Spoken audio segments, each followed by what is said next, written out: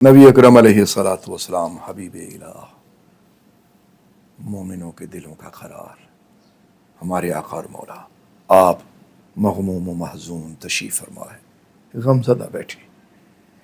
بھلا قدرت کو یہ کب منظور تھا کہ میرے محبوب، میرے حبیب غم زدہ ہوں؟ اللہ تبارک و تعالی سب کچھ جانتے ہوئے بھی حضرت سیدنا جبریل امین کو بھیجتا ہے۔ حضرت سیدنا جبریل امین حاضر ہوئے، عرض کی یا رسول اللہ، آپ کیوں مغموم ہیں، کیوں محزون ہیں؟ یہ غم اور حزن یہ کیا ہے؟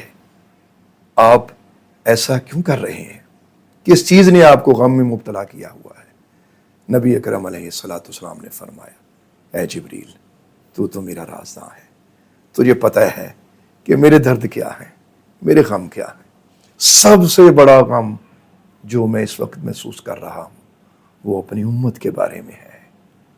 اے جبریل، جنہوں نے میرا کلمہ پڑھا، جنہوں نے میرے کہنے سے اللہ کے اس قانون کو قبول کیا، اس آفاقی پیغام کو اپنے دلوں کی ٹھنڈک بنایا، ان کے بارے میں آخرت میں کیا ہونے والا ہے اگرچہ میں جانتا ہوں، لیکن کچھ معائنہ اور مشاہدہ چاہتا ہوں۔ حضرت سیدنا جبریل امین نے دربار رسالت میں عرض کیا، یا رسول اللہ، ابھی اٹھیے اور ابھی چلیے اور ابھی دیکھیے۔ اللہ اکبر۔ حضرت سیدنا جبریل امین سرکار دو عالم علیہ السلام کو ساتھ لیتے ہوئے بنی سلمہ محلے کے ایک قبرستان میں تشریف لے کے گئے۔ عرض کی یا رسول اللہ، یہ بتائیے پہلے کس کا حال جاننا ہے، اپنے غلام کا حال جاننا ہے یا اپنے منکر کا حال جاننا ہے؟ فرمایا جبریل، سب سے پہلے مجھے اپنی امتی کا حال جاننا ہے کہ جو میرا ہو کے دنیا سے گیا۔ اللہ اکبر، یعنی کہ معائنہ اور مشاہدہ کرنا چاہتا ہوں۔ حضرت سیدنا جبریل امین نے ایک قبر پر اپنا پر مبارک مارا اور قم بإذن اللہ کہا۔ یہ کہنا تھا کہ قبر سے ایک شخص نکلا، سرکار دو عالم علیہ الصلوۃ والسلام کا کلمہ پڑھتا ہوا اٹھا اور کہتا ہے، لا الہ الا اللہ محمد الرسول اللہ۔ یہ کلمہ پڑھا اور خوبصورت چہرے کے ساتھ اٹھا۔ جیسے ہی سرکار دو عالم علیہ الصلوۃ والسلام نے یہ منظر دیکھا تو اللہ کے حبیب کریم علیہ الصلوۃ والسلام اللہ کی بارگاہ اقدس میں سر بسجود ہوئے، یعنی سجدہ کیا اور شکر کیا کہ اللہ تیرا شکر ہے کہ جنہوں نے دنیا میں اسلام کو قبول کیا، تو نے ان کی اس کیفیت کو قبول فرمایا اور انہیں آخرت میں، یعنی قبر کے آخرت کی منزلوں میں سے پہلی منزل ہے، وہاں ان کو اسلام کے ساتھ رکھا۔ اے اللہ، میں تجھ پہ راضی ہوں۔ یہ منظر دیکھنے کے بعد سرکار دو عالم علیہ الصلوۃ والسلام نے دشمن کا منظرنامہ دیکھنے کا ارادہ کیا۔ حضرت سیدنا جبریل امین نے اس کی قبر پہ اپنا پر مارا۔ جیسے ہی حضرت سیدنا جبریل امین نے پر مارا، قم بإذن اللہ فرمایا، تو وہ منکر خدا و منکر رسول، قبر شک ہوتی ہے تو باہر نکلتا ہے اور واویلا کرتا ہے، شور شرابہ کرتا ہے، ہائے ہائے کی آوازیں بلند کرتا ہے، نیلی آنکھوں کے ساتھ، سیاہ چہرے کے ساتھ اور خطرناک شکل میں وہ سامنے آتا ہے۔ سرکار دو عالم نے جیسے اس کو دیکھا، اللہ کی پناہ مانگی اور حضرت جبریل کو حکم دیا، جبریل اسے واپس بھیج دو۔